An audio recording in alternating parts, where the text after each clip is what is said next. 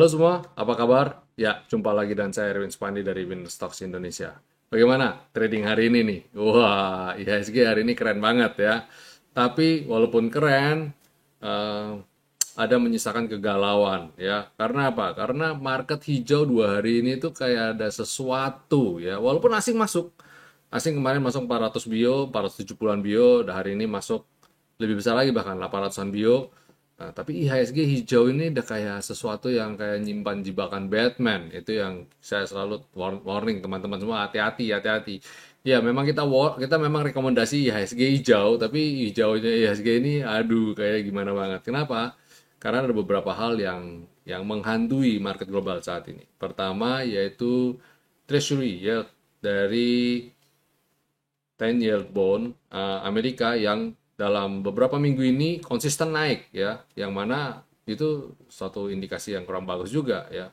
Kenapa? Karena ya mengartikan bahwa orang lebih suka menyimpan uangnya di bank daripada diputar di sektor real untuk membuat supaya roda perekonomian real jalan. Dan ketakutan berikutnya, yang mana seperti kayak efek domino, adalah inflasi. Inflasi naik tinggi, dan kalau ekonomi tidak diiringi dengan peningkatan gaji, yang mana notabene adalah gaji baru bisa naik kalau ekonomi berjalan, kalau permintaan barang dan jasa juga klop, industri semua jalan dengan baik, ya harga inflasi naik pelan-pelan, sedangkan ini juga naik pelan-pelan, jadi kayak seimbang. Sekarang sudah nggak bisa kayak gitu, inflasinya udah naik dulu, ekonominya yang terengah-engah ngejar. Bagaimana cara untuk ngimbangi? Otomatis kalau ekonominya terengah-engah, industrinya terengah-engah, terus kemudian pelaku pengusaha yang bayar gaji terengah-engah, margin karena margin semakin kecil, ya terus kemudian ditambah lagi, jadi akhirnya karyawan ya industri padat karya juga gaji tidak naik, pada inflasi naik dan sebagainya, akhirnya apa, ekonominya tidak imbang, tidak balancing, dan endingnya terjadi stagflasi, jurang resesi depan mata. Itu semua ketakutan-ketakutan itu yang menarik menarik kinerjanya IHSG untuk bisa terbang dengan solid ya. Itu yang dikhawatirkan, yang ditakutkan sama para pelaku pasar. Dan ya saya jadi ngomong berarti banget. Dan ya, ketika berita ini saya buat ya, IHSG tadi sore masih hijau, dan ketika saya buat, ada muncul berita bahwa DPR memberikan sinyal positif tentang kenaikan bahan bakar ya, bahan bakar minyak di level 10.000 untuk Pertalite. Ya, sebenarnya ini sudah seperti price in sih. Saya yakin timnya saya sudah pada bilang, "Wah, baru tadi sore kita ngobrolin ya." Jadi tadi sore saya bersama tim investment advisor dari Anan Putira Sekuritas ya, kita sudah kayak memberikan sinyal bahwa oh, kita udah hitung-hitung bahwa mungkin Pertalite dan solar akan segera naik ya, karena subsidi sudah tidak tidak tahan lagi. Dan ketika yang kami hitung tuh sebenarnya tadi sudah masuk ke harga angka 10.000, kita udah masuk. Tapi kita bilang mungkin untuk menjaga efek psikologis, pemerintah tidak buru-buru naik sampai ke level itu. Mungkin pemerintah lebih dulu akan naikkan ke level 9.950. Selisih 50 jadi 10.000 ya. Dan kemudian solar bisa di level 7.000-an something, atau sampai ya 7.000-an something lah. Ini kalau solar sedikit lebih bisa bernapas lega karena banyak digunakan oleh kendaraan umum yang mana jadi ya subsidi lebih banyak di ini, nggak apa-apa lah.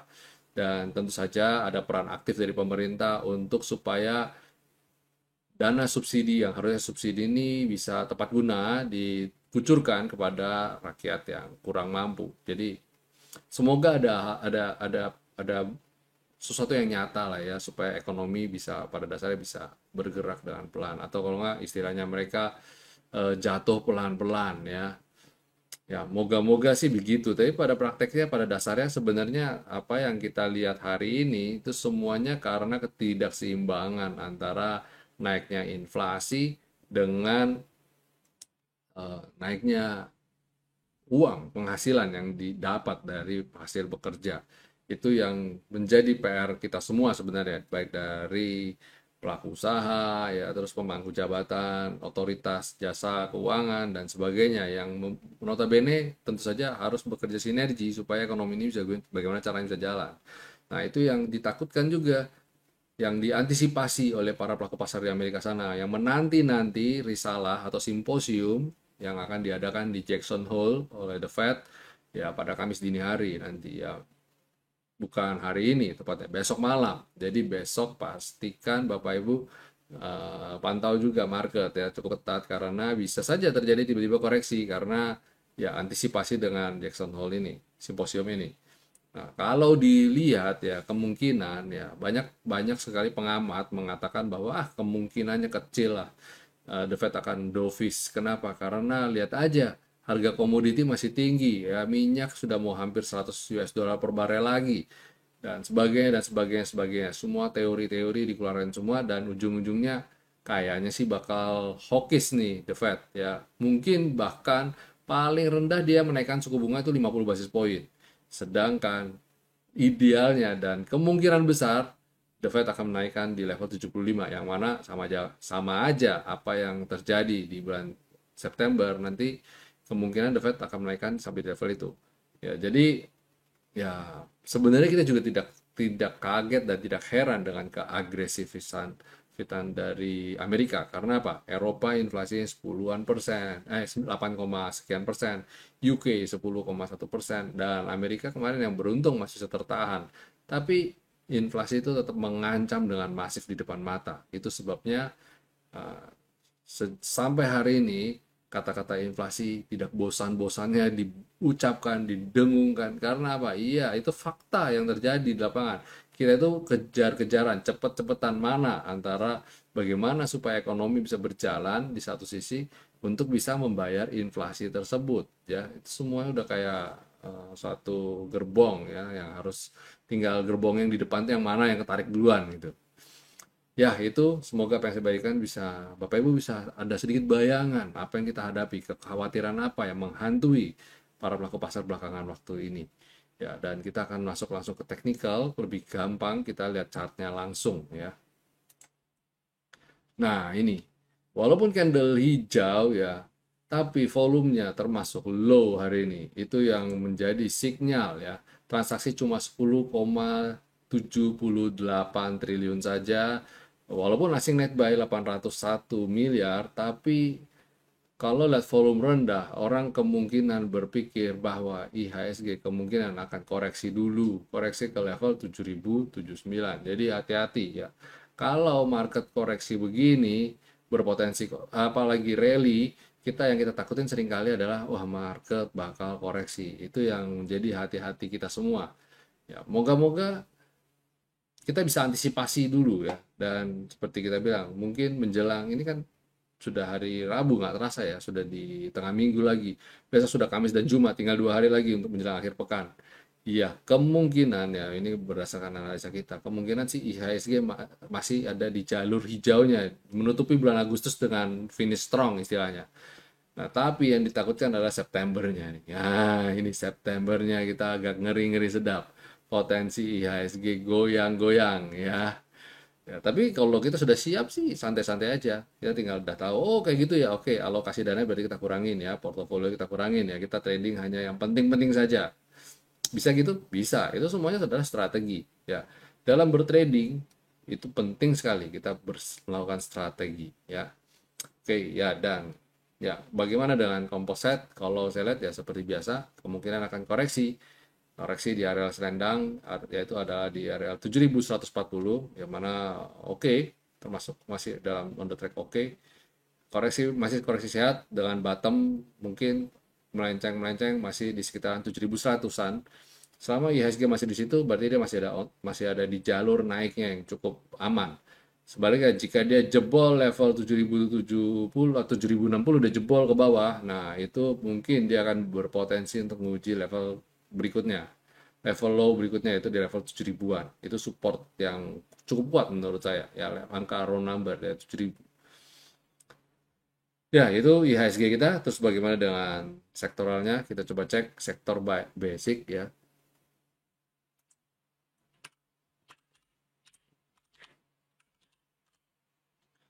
Nah, tertahan ya. Ini kita bilang ini kalau kayak gini nggak kaget ya kalau besok tiba-tiba ada koreksi ya. Ini kayak ini mau naik aja ketahan, nggak kuat padahal dia udah di bottom support terus habis itu ada di cyclicals. Ini sih nggak kaget ya kayak choppy gitu ya naik turun kayak cerap gitu ya choppy istilahnya. Nah, ini masih kurang oke. Terus kemudian sektor energi, ya ini yang masih menjanjikan dan masih strong. Nah, tapi ini yang kita teman-teman juga suka bilang, ini harga energi udah naik gila-gilaan, potensi koreksi nggak sih? Atau wajar nggak sih kayak gini? Dan tapi kalau lihat ini membentuk double bottom, ya bisa saja energi bisa naik. Cuma kayak gini, jadi kayak buah si malakama gitu loh. Kalau kita harapin harga komoditinya naik, berarti kita harus siap inflasi nggak turun-turun. Dan ya pilih lah mana ya mau yang mana. Jadi kita dihadapkan pada pilihan-pilihan yang serba sulit ya, mau milih yang mana. Dan kemudian itu DX Energy, terus kemudian sektor finance. Sektor finance ya good ya, pada dasarnya overall masih good, dia rebound dari Skyline, potensi naik ke V-Line, nah, kalau naik lagi bagus. Sektor healthcare rebound dari areal support ya, masih di situ-situ aja sebenarnya, tapi overall sebenarnya masih oke, cukup oke lah. Moga-moga bisa comeback lagi, bisa naik lagi. Cuma kalau jeleknya kalau industri ini naik, seringkali analoginya adalah COVID naik. Nah, itu yang kita hindarin sebenarnya. Sektor industri masih on the track naik ya. Jadi setelah rebound dari pullbacknya di bottom selendang, hari ini candle berhasil naik sedikit di atas selendang. Jadi overall masih oke. Infrastruktur masih swing. Wah, sebenarnya saya juga belah bahas ini, bahas dan akan bahas juga ke depan dengan lebih detail. Di tengah kondisi seperti ini, apakah masih relevan ya sektor telekomunikasi naik lagi gitu ya? Karena kita tahu, teman-teman tahu bahwa sektor ini adalah sektor yang harus investasi terus berkesinambungan ya. Walaupun punya menara doang dapat recurring income, mungkin salah satu yang ada di sini juga. Tapi infrastruktur ini juga banyak juga eh, kayak industri saya yang di dalamnya yang juga kurang bergerak kurang bagus gitu. Dan kita lihat kalau cuma ngandalin dari sektor telekomunikasi doang kan agak riskan. Walaupun memang telekomunikasi lagi naik, tapi apakah betul-betul memiliki fundamental yang naik untuk naik atau enggak itu yang kita masih pantau ketat. Ya masih saya sama teman-teman riset masih dan teman-teman investor investment advisor masih masih menelaah. Terus IDX non consumer cyclicals consumer non cyclicals ya ini swing ya moga-moga besok bisa lanjut lagi kalau besok bisa lanjut lagi naik bagus juga. Properti properti naik swing turun ke sini rebound lagi. Nah kita berharap properti besok besok masih oke ya dalam jalur naik, asing juga masuk hari ini. Jadi kalau bagi teman-teman yang buyback Wika Waskita dan kawan-kawannya harusnya dalam jangka waktu pendek mestinya cukup oke, cukup menarik ya. Terus habis itu sektor tekno slow but sure ya, pelan-pelan ya, mulai naik juga di atas V-line. Lalu kemudian transportasi, nah ini udah jebol support nih, udah goodbye. Akhirnya jebol juga ya. Kita juga sebenarnya kita udah bilang sebenarnya dia udah slightly jebol di bawah skyline. Jadi harusnya bisa turun lagi dan benar turun lagi. Nah, moga-moga dia bisa segera rebound sih. Ya, semoga oke ya. Terus habis itu berarti kita kalau lihat kayak gini, kalau besok tiba-tiba IHSG merah sih nggak kaget ya. Nggak kaget ya, karena dia udah kena resisten juga. Oke, ya sekarang masuk ke segmen berikutnya yaitu ulasan. Nah, tapi sebelum saya buat ulasan, kembali selalu saya tidak lupa-lupa ajak Bapak Ibu jangan lupa untuk subscribe dan